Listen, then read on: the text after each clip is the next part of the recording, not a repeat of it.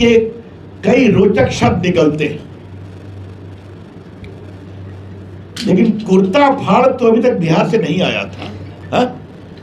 तो मध्य प्रदेश के नेता हिंदुस्तान की राजनीति में एक नया शब्द लेकर के आए हैं, कुर्ता फाड़ राजनीति। तो मैं उनके लिए बधाई दूं या उनका अभिनंदन करूं या दुख प्रकट करूं, ये मेरे पास शब्द नहीं है। एक व्यक्ति जो मुख्यमंत्री का दावेदार है, पार्टी का अध्यक्ष है, वो दूसरे पूर्व मुख्यमंत्री को कहे जाओ उनके कुर्ते फाड़ो, तो ये अविश्वास का संकट है, ये राजनीतिक स्वार्थ के टकराहट का संकट है। ये इस बात का संकेत है कि अंदर खाने बहुत गड़बड़ है। राजनीति में चुनाव होते हैं तो थोड़ा बहुत विरोध हो सकता है, एक सीट पर कई दावेदार आते हैं, लेकिन दो बड़े नेता इन शब्दों का प्रयोग पब्लिकली करें, ये तो कई सवाल उठाता है। मध्य प्रदेश की जनता ने इन शब्दों को देखा है। अब मुझे आते ही बताया गया कि दोनों को दिल्ली बुलाया गया है, अध्यक्ष जी है? अब चुनाव की हाइट पर चल रहा है, ठीक है, जहां जाए। आजकल टीवी में ऐड आता है ना, जहां जाए रिश्ते बनाए। तो क्या दिल्ली जाके रिश्ते बनने वाले हैं या तकरार इतनी है कि रिश्ते गड़बड़ाएंगे? अंग्रेजी का एक शब्द है वन अपमैनशिप, एक कदम आगे कौन है। तो दिग्विजय जी को मैं जितना जानता हूं, हमेशा उनकी कोशिश होती है कि हमारे 2 कदम आगे रहे, और कमलनाथ जी को लगता है कि मैं सीनियर हूं, ये क्यों रहेगा। अब देखिए आगे क्या होता है। मित्रों, आपने मेरा इतना विस्तृत परिचय दिया, धन्यवाद। एक परिचय क्यों भूल गया कि मैं रामलला का वकील भी रहा हूं अयोध्या के मामले में। ये बात मैं इसलिए कह रहा हूं कि इलाहाबाद हाई कोर्ट में प्रभु राम और हिंदुओं की तरफ से मुझे केस बहस करने का मौका मिला था, जब इलाहाबाद हाई कोर्ट मेरा लखनऊ बेंच में ये मामला चल रहा था। जब मामला सुप्रीम कोर्ट आया तो मैं देश का कानून मंत्री था, तो बहस नहीं कर सकता था, लेकिन पहली जीत इलाहाबाद हाई कोर्ट में, लखनऊ बेंच में। आज प्रभु राम का मंदिर बन रहा है, कि हम लोग के लिए बहुत गर्व की बात है ना। 500 वर्षों की गुलामी के बाद संवैधानिक और न्याय की मर्यादा का सम्मान करते हुए एक भव्य मंदिर बन रहा है। 22 तारीख को उसका उद्घाटन है, जनवरी में। कांग्रेस को इससे परेशानी क्यों है? अगर कुछ पोस्टर लगे तो कांग्रेस को परेशानी क्यों है? क्या समस्या है कांग्रेस पार्टी को? कांग्रेस पार्टी ने हमेशा मंदिर के समाधान में अड़ंगे डाले कि नहीं डाले?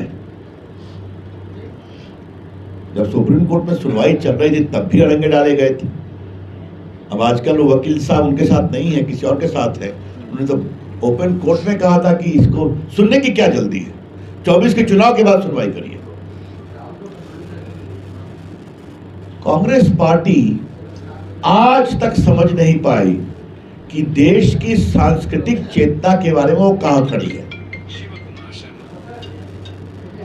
कांग्रेस पार्टी को इस देश के सांस्कृतिक चेतना, सांस्कृतिक राष्ट्रवाद, और ये बात मैं मध्य प्रदेश में इसलिए बहुत प्रमाणिकता से कहना चाहता हूं कि मध्य प्रदेश के लोगों को आस्था का बहुत सम्मान है, और मैं आपके प्रदेश से बहुत प्यार करता हूं। मैंने यहाँ बहुत प्रचार किया है, जिस तरह के यहाँ पर समन्वय है, सहजता है, मैंने देखा है।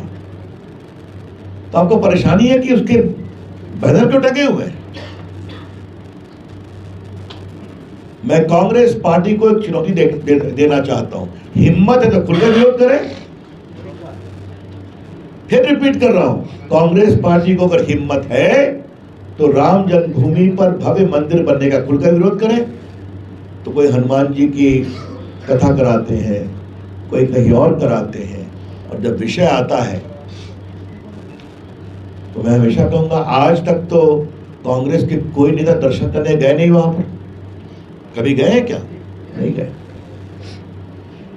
दिग्विजय सिंह गए हैं वहां पर? मैंने नहीं देखा। कमलनाथ जी आजकल कभी कभी हनुमान जी की पूजा करते दिखाई पड़ते हैं, वो भी तो नहीं गए। ये क्या मतलब है इसका? हमें गर्व है मंदिर बन रहा है और हमें जरा भी शर्मिंदगी नहीं है। ये चुनाव से ऊपर है विषय। लेकिन हाँ, हमें इस बात का संतोष है कि जब भाजपा की केंद्र में सरकार है तो एक भव्य राम मंदिर बन रहा है और उसके मार्ग में आने वाले सभी अवरोधों को दूर किया गया है। मित्रों, एक लास्ट बात मुझे कहनी है और वो है कांग्रेस पार्टी का आतंकवाद पर क्या रुख है। आज जो हमास के द्वारा आतंकवादी गतिविधियां की गई, उसका विरोध किया नरेंद्र मोदी जी ने कि आतंकवाद कहीं भी हो हम उसके विरोधी हैं। और बाद में ये भी कहा कि पैलेस्टाइन के लोगों में जो पीड़ित हैं उनको सहयोग मिलना चाहिए। यहां से बड़ी संख्या में एयरफोर्स के प्लेन उनके लिए सहायता भी लेकर के गए। कांग्रेस पार्टी का क्या स्टैंड है? तो स्टैंड वही है जो केरला की मुस्लिम लीग का है, जहां हमास के आतंकवादी स्क्रीन पे भाषण देते हैं और कांग्रेस पार्टी खामोश रहती है। ये कोई पहली बात नहीं है। कांग्रेस पार्टी के मध्य प्रदेश के नेताओं ने सनातन पर हमले का विरोध किया क्या, तो ये नतीजा होता है। लेकिन लोकसभा के चुनाव के लिए 3-3 बैठक पटना में, बेंगलुरु में, मुंबई में करने के बाद टेक ऑफ भी नहीं। आदरणीय अध्यक्ष जी, सभी मंच पर बैठे हुए मेरे पदाधिकारी मित्रगण, सामने टीवी मीडिया को मैं प्रणाम करता हूं और प्रिंट मीडिया को भी प्रणाम करता हूं। ये समस्या मैं देश भर में देखता हूं कि प्रिंट हमेशा टीवी के पीछे रहता है। तो उनकी शिकायत होती है कि आप बात करते हैं तो आपका चेहरा दिखाई नहीं पड़ता। तो आपका अभिनंदन कि आपने दोनों को बिल्कुल ऐसा बांटा है, तो आपका भी बहुत अभिनंदन और मित्रों का भी अभिनंदन। आपने बांट दिया व्यवस्था की दृष्टि से। देखिए, मैंने बहुत सीमित बांटा, बाकी तो आप मीडिया में भी बंटवारा करवा रहे हो। चलिए, लोकतंत्र के लिए मीडिया बहुत जरूरी है। मीडिया कभी नहीं बटेगा, आप निश्चिंत रहिए। हाँ, लेकिन थोड़ा कभी कभी व्यंग करने का अवसर दे दीजिए। मित्रों, पहले तो मैं आप सबों को प्रणाम करता हूँ। पता नहीं ग्वालियर में लास्ट प्रेस मैंने कब किया था, मुझे याद तो नहीं आता। आए थे? थोड़ा ऊपर कर लीजिए। चलिए भाई, आपकी इस स्मरण शक्ति के लिए धन्यवाद। वही मैं अपने को रिकॉर्ड करना, मैं पिछली बार कब आया था। बाकी भोपाल, इंदौर, जबलपुर वगैरह तो जाना होता है। अभी मैं गुना और पन्ना भी गया था पार्टी के कार्यक्रम में। आज मित्रों, राजमाता जी की जन्मतिथि है। मैं बहुत आदर के साथ उनकी स्मृति को प्रणाम करता हूँ।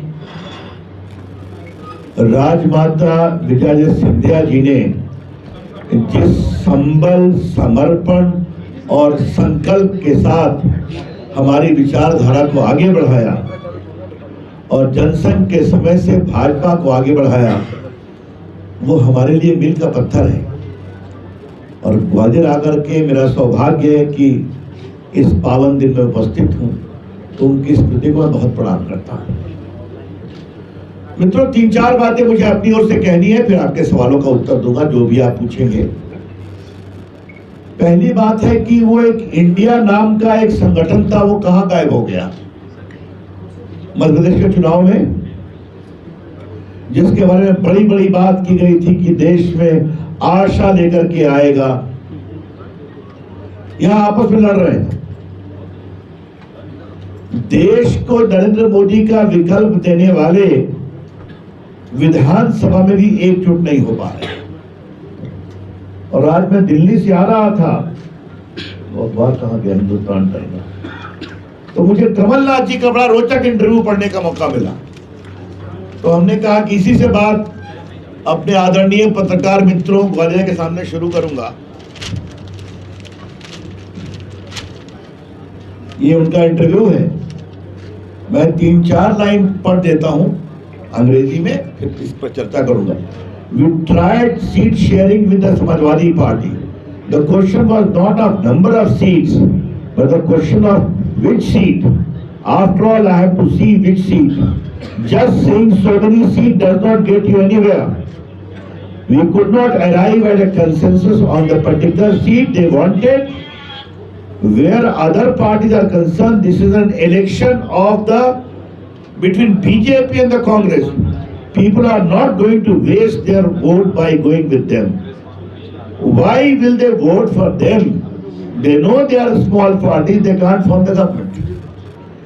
तो जो उनके मुख्यमंत्री के चेहरे हैं और कांग्रेस पार्टी के बड़े नेता हैं, उनकी ये सोच है। तो आगे आगे देखिए होता है क्या। अखिलेश जी कैसे शब्दों का प्रयोग कर रहे हैं मुझे नहीं कहना है। अवसरवादी